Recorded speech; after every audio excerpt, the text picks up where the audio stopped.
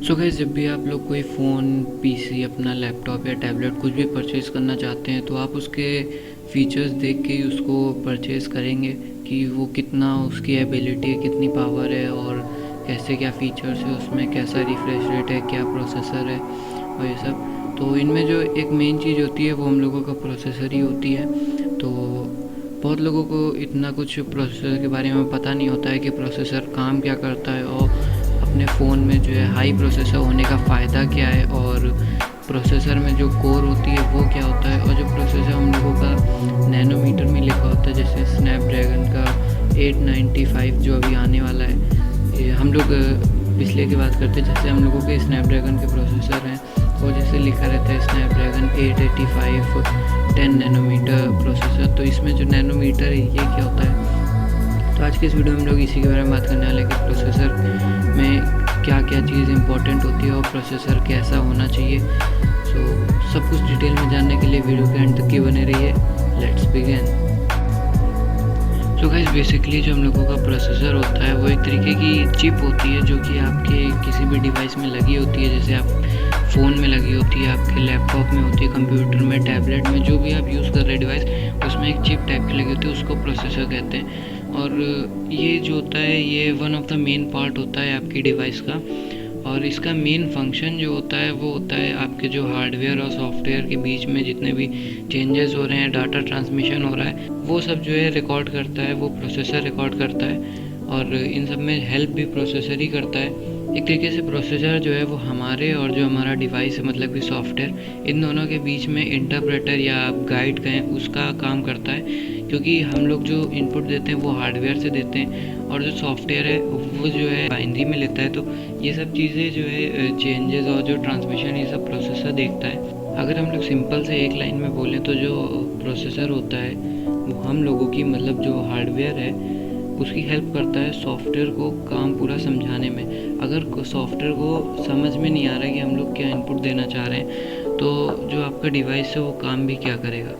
तो उसको जो है हम लोग क्या चाह रहे हैं, उससे क्या करवाना चाह रहे हैं, ये सब समझाने के लिए जो हम लोगों का पार्ट यूज़ करते हैं उसको हम लोग प्रोसेसर कहते हैं। तो अगर आपका प्रोसेसर जो है कोई छोटा या सस्ता प्रोसेसर होगा तो जाहिर सी बात है काम ठीक से समझा नहीं पाएगा। तो इसीलिए जो है हम लोगों का प्रोसेसर थोड़ा हाई होना चाहिए जो कि अच्छे से काम पूरा समझा सके और आपको बेहतर आउटपुट दिला सके।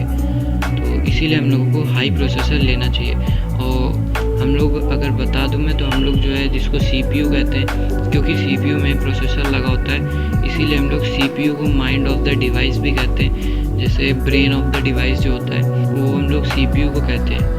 तो ये हो गया पूरा प्रोसेसर की बात। आप लोगों ने सुना होगा जैसे प्रोसेसर जो होता है वो उसमें कोर जो होता है, जैसे आपने सुना होगा डुअल कोर का प्रोसेसर है, ऑक्टा कोर प्रोसेसर। तो ये कोर क्या होता है, तो सिंपल से इसको मैं अगर समझाऊं तो जो हम लोगों का कोर होता है वो जो प्रोसेसर की पावर होती है वो दिखाता है कि आपके प्रोसेसर में कितनी पावर या कितनी एबिलिटी है कि वो अपना काम जो है इतना जितना आप दे रहे हैं वो झेल सके।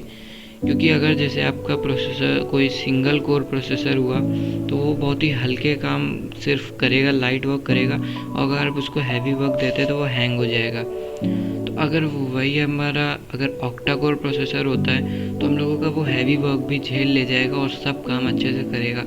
ये होते हैं कोर। और ये जो कोर होते हैं ये भी कुछ टाइप में होते हैं, जैसे एक होता है आपका सिंगल कोर प्रोसेसर, फिर आता है डुअल, फिर क्वाड, हेक्सा, ऑक्टा और डेका, मतलब 2 के मल्टीपल्स में चलता है ये हम लोगों का कोर। और ये जो कोर है वो आपको अगर सिंपल वे में समझाऊं, जैसे आप कोई काम कर रहे हैं, अगर आपको कोई काम करने में 4 घंटे लगते हैं या फिर आपको कोई भी कितना भी टाइम लग रहा है, आप अकेले कर रहे हैं, वही अगर आपके साथ में 4 आदमी हो तो सारा काम डिवाइड हो जाए तो सिर्फ 1 घंटे में वो 4 घंटे का काम हो सकता है। ऐसे ही काम जो है हम लोगों का कोर करता है। जैसे अगर आपका सिंगल कोर है, अगर आप उसको वर्क दे रहे हैं तो वो जैसे 2 मिनट में कोई वर्क कर रहा है, वही अगर ऑक्टा कोर प्रोसेसर होगा तो वो 2 मिनट का टाइम जो है 8 पार्ट में डिवाइड हो जाएगा और वो आपको जल्दी से काम करके देगा। तो यही फ़ायदा होता है ज़्यादा कोर के प्रोसेसर लेने का। तो जब भी आप प्रोसेसर बाय करें तो ये ज़रूर देखिए कि प्रोसेसर जो है किस कंपनी का है और उसमें कितनी कोर है। और एक और मेन चीज़ होती है प्रोसेसर में जानने के लिए जो कि होती है नैनोमीटर। जैसे कि लिखा रहता है ऑक्टा कोर का प्रोसेसर स्नैपड्रैगन 885 10 नैनोमीटर को सपोर्ट करता है। तो जैसे कि जो 10 नैनोमीटर है हम लोगों का, वो क्या चीज़ होती है?